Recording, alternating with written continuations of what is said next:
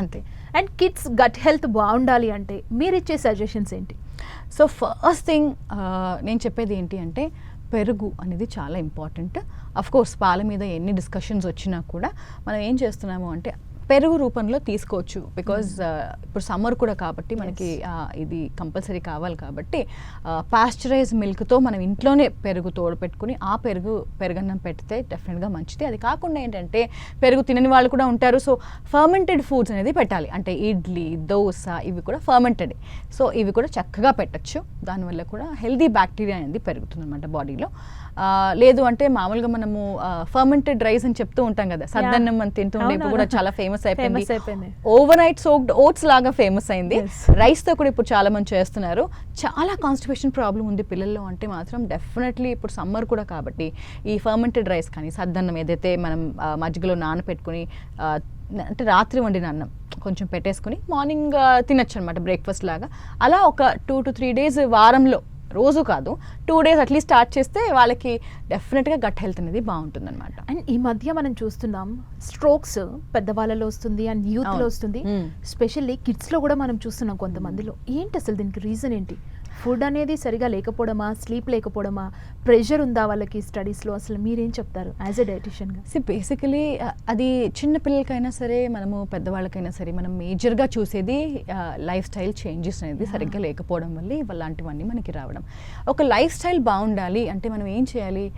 సరిగ్గా ఆహారం తీసుకోవాలి, ఎక్సర్సైజ్ మనకి కరెక్ట్గా ఉండాలి, నిద్ర సరిగ్గా పోవాలి, స్ట్రెస్ లేకుండా ఉండాలి. డెఫినెట్గా నిద్ర చాలా ఇంపార్టెంట్ మనకి. ఈ వెయిట్ తగ్గడానికి కూడా నిద్ర మీరు ఎంత సరిగ్గా పోతున్నారు కూడా చాలా ఇంపార్టెంట్ అవుతుంది. ఎందుకంటే నిద్ర అనేది ఏంటి, బాడీకి మాత్రమే రిలాక్సేషన్ కాదు, లోపల మనకి కొంచెం రెజ్యువినేట్ అవ్వడానికి కూడా అది మన బాడీ చూస్తూ ఉంటుందన్నమాట ఆ టైంలో. కాబట్టి నిద్ర కంపల్సరీగా 6 to 7 hours కంపల్సరీగా తీసుకోవాలి.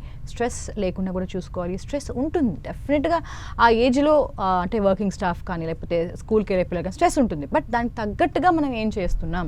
సో ఇంట్లో కూడా పిల్లలకి పేరెంట్స్ కొంచెంసేపు మాట్లాడుతూ కొంచెం టైం ఇవ్వడము, ఏం జరుగుతోంది స్కూల్లో అడగడము, if they are really stressed up, లేదు ఎవ్రీథింగ్ విల్ బీ స్మూత్ అని చెప్పడము, ఒక అరగంట సేపు ఒక ఫ్యామిలీ డిన్నర్ చేసుకుని కూర్చుని మాట్లాడుకోవడం కానీ లేకపోతే వాళ్ళకి సజెషన్స్ ఇవ్వడం కానీ, పేరెంట్స్ ఇలాంటివి కొంచెం టైం తీసుకున్నారు అంటే definitely they will come out of it అనమాట. మా కౌన్సిలింగ్స్ చాలా అవసరం, అది పేరెంట్సే ఇస్తారు.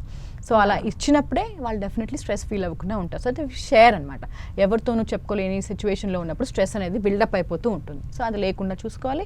వాటర్ ఇంటేక్, ఈ 5 things లైఫ్ స్టైల్ ఏవైతే ఉన్నాయో ఇవి కరెక్ట్గా ఉన్నాయి అంటే మాత్రం డెఫినెట్లీ మనం అంటే యాజ్ లాంగ్ యాజ్ మనకి ఏమవుతుంది అనేది లైఫ్ ఇస్ అన్ప్రెడిక్టబుల్, ఏమవుతుంది ఎప్పుడు చెప్పలేము. బట్ యాజ్ లాంగ్ యాజ్ మనం ఇది మెయింటైన్ చేస్తున్నప్పుడు definitely we can delay all these health issues అనమాట. ఓకే మ్యామ్, చైల్డ్ ఒబెసిటీ బారిన పడకుండా ఉండాలి అంటే ఒక గోల్డెన్ రూల్ ఉందనుకోండి, ఉంటే అదేంటి? ఆ గోల్డెన్ రూల్ ఏంటి మీరు చెప్తారా?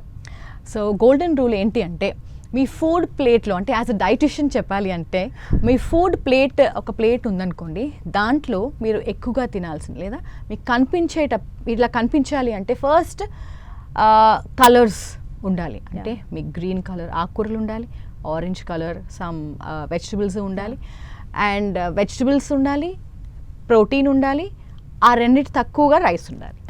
అట్లా మీరు స్టార్ట్ చేశారు అంటే డెఫినెట్లీ ఒబెసిటీ రాకుండా ఉంటుంది.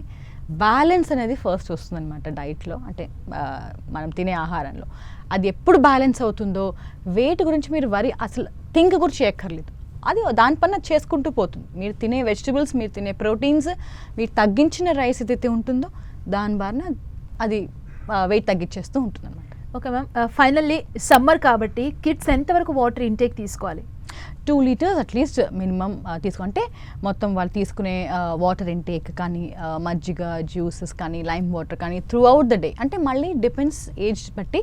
బట్ స్టిల్ స్కూల్ గోయింగ్ వాళ్ళు మనం 1 liter డెఫినెట్లీ బాటిల్ మనం ఇస్తాం కదా, ఇంటికి వచ్చాక అట్లీస్ట్ ఇంకొక లీటర్ ఫినిష్ చేసేలాగా చూసుకోవాలన్నమాట, సరిపోతుంది.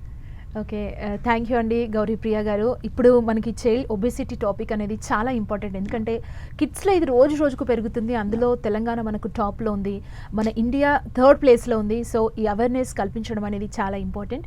మంచి సజెషన్స్ ఇచ్చారు పేరెంట్స్కి. థ్యాంక్ యూ సో మచ్ అండి. థ్యాంక్ యూ సో మచ్ నన్ను ఇక్కడ ఇన్వైట్ చేసినందుకు. అండ్ మీరు చాలా మంచి క్వశ్చన్స్ కూడా అడిగారు కాబట్టి ఐ హోప్ ఇదంతా కూడా పేరెంట్స్కి అండ్ టీచర్స్కి కూడా డెఫినెట్లీ బాగా యూస్ఫుల్ అవుతుందని చెప్పేసి థ్యాంక్ యూ సో మచ్.